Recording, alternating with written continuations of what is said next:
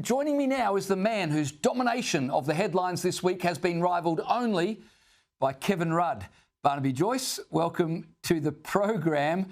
I want to get into the news of the day with you, but we have to first talk about where your political future lies. And I guess you're not surprised by this because you understand the conversation is going to be repeated over and over again for the next 3 years, or at least until you make a decision on your future. Yep. You understand that, I'm sure. Yeah, look, and I probably will be saying the same things. First of all, I don't want to go into anything that's throwing the plates around the kitchen. It's not what I want to be. Big issue for me, as you know, I've been banging on about it forever.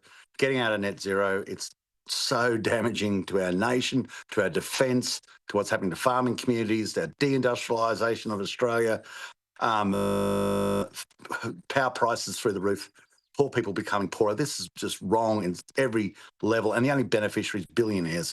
Outrageous. So I'll continue that fight. Away from that, I believe that the relationship with David Littleproud fell apart, and I don't think anyone can deny that. You can see it with having to stay in the electorate during the election, being moved for generational change. Before the election, even Peter Dutton, God bless his soul, just asking me straight out to leave. If you hang around, you start feeling pathetic. So you've got to get to a point where you say the logical thing to do is to move on, and I am moving on. And for this seat, for New England, they'll have another candidate soon, and hopefully, the Conservative side of politics gets up at the next election. I will not be standing for New England. And, away from that, I'm currently still in the National Party. I haven't joined One Nation. I just wanted to quieten down a bit, and then I can make a clearer decision about what I'm doing. Just a couple of questions that I personally have. Just so I understand, you're not going to run again for that seat, but you're not quitting politics. You'll definitely run again for a political office at the next election, correct? I've definitely kept James that option open, 100%, because you're looking at I can. Sorry, when you say Barnaby, when you say you've kept the option, open, are you saying it's an option that you might be lost to politics altogether? Possibly. Yep. That's also an option. I look, James, see that? That's where I work the rest of the time. That's the farm, and I love it. And it's my soul. There are other people from business who say good day to me from time to time, but I'm always, as they say to me, you getting out of politics is like fish getting out of the sea.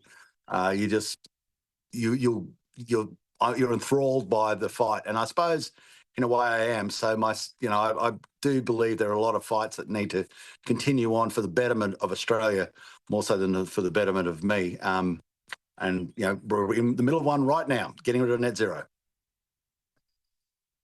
So you haven't quit the Nationals. Is there any chance at all that you would stay on with the Nationals, not in that seat, but you'd stick with the Nationals going into the next election? Is that any chance at all? Oh, it's pretty unlikely, James. Pretty unlikely, James, to be honest. You don't leave a party. You look at things build up over a long period of time, and you're looking for a resolution. You're looking for, possibly things ameliorating and getting better. But I think when you make the decision, I'm not going to go around rubbishing the National Party. I love the National Party. I love the membership.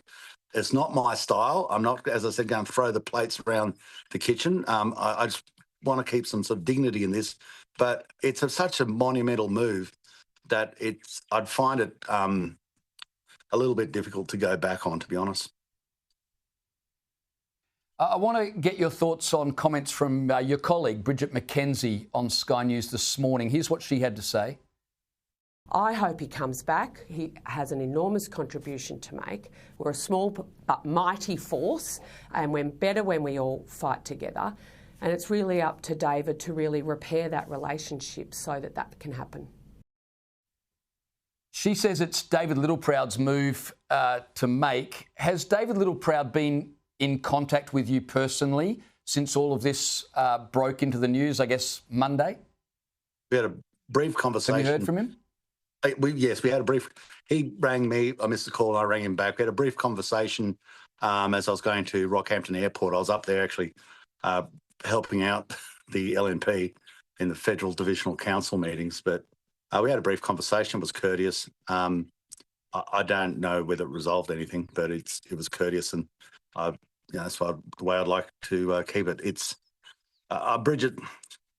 She's a great person, right? Bridget's a really decent, wonderful human being, and I apologise. I rang Bridget and just apologised for any hurt that I may have caused her, as I do with other colleagues, because that is not my intention. You get to a point where you just think that, okay, that's it, and people have sort of mocked me for using the metaphor of a marriage, but it is very similar in politics, and there's a lot of emotions, and when you decide you're out, it's pretty gut wrenching, and you just but you can't sort of go out of it and then go back into it. You know what I mean? It's people say, well, why'd you create all that hurt if you're going to come back in? So that's sort of what's at the forefront of my mind, and I don't wish ill on anybody. I want them to do the very best job that they can. It's their duty on behalf of their nation. But I just feel that I couldn't do that job sitting in the back corner of the chamber, and with generational change, I just felt like it was all messages for me to get out, and I had to be an adult and read those messages and understand what they meant. Yeah. Okay, let me move on to something you're passionate about, and that is the energy debate. There was a US government climate report that's been released that completely dismantles the Prime Minister's climate panic messaging. The US Department of Energy has reported that the costs of climate change are far less catastrophic than predicted. Extreme weather events have not become more frequent or severe. Climate change models are hardly reliable. And even if the US made big cuts to emissions, it would barely make a difference to global temperatures.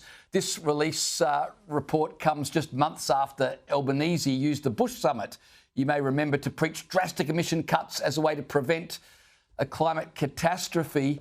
Barnaby, the report doesn't deny that human activity contributes to warming, but it's adamant human activity is neither the major cause nor can it be the major cure.